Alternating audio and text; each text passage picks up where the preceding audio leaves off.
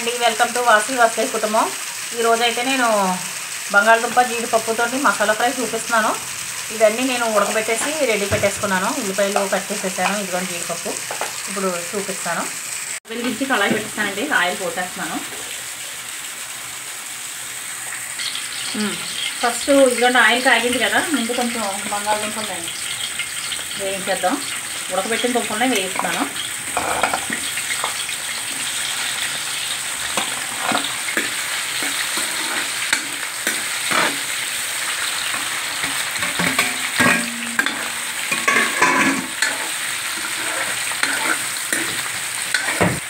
ఇది మరీ ఎక్కువ వేపక్కర్లేదండి, కొంచెం వేగితే సరిపోద్ది.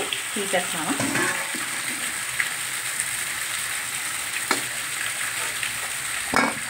ఇందులో కొంచెం తాలింపులు వేయాలండి. ఆవాలు అదే నూనెలో వేసేస్తున్నాను నేను. ఆవాలు, కరివేపాకు, ఎండుమిర్చి,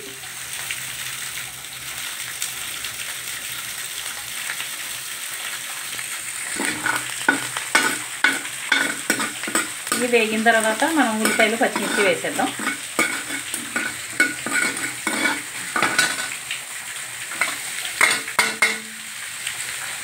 నాకు చుట్టి అలవాటు పోవట్లేదు.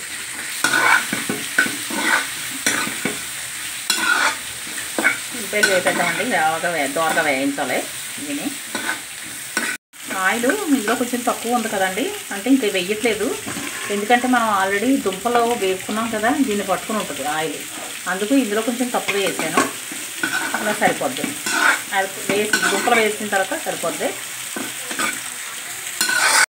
కొంచెం సాల్టును పసుపు వేసేద్దామండి.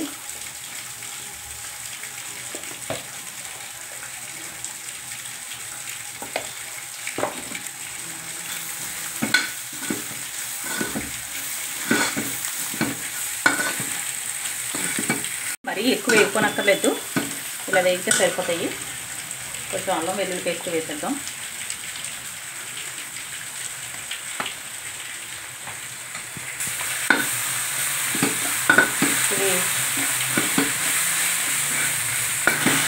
ఇది అల్లం వెల్లుల్లి పేస్ట్ వేసాను కదా, కొంచెం పచ్చివాసన పోయే వరకు వేసేద్దాం. వేసేసి కారం వేసేద్దాం. ఇందాక సాల్ట్ను పసుపు వేసేద్దాం కదా, కారం వేసేద్దాం.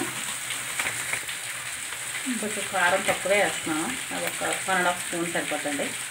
ఎందుకంటే పచ్చిమిర్చిని ఇంకా ఎండుమిర్చి ఉన్నాయి కదా, దీనివల్ల కొంచెం కారం తక్కువ వేసుకుంటే సరిపోద్ది. తర్వాత ఇదిగో మసాలా పొడి ఎక్కువ అక్కర్లేదు, ఇది కొంచెం వేసుకుంటే చాలు. వేసేస్తాను పొటాటాలు.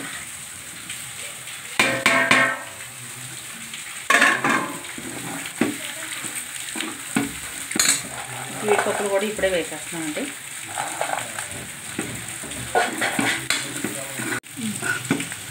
కాసేపు మనం ఇది వేపేసుకుంటే చక్కగా రెడీ అయిపోద్ది. ఇదిగోండి ఇలాగా రెడీ చేసేసుకోవడమే. కూర అయిపోయింది. ఇలా చేసుకుంటే చాలా బాగుంటుంది. ఒకసారి మీరు కూడా ట్రై చేయండి. Thank you for watching.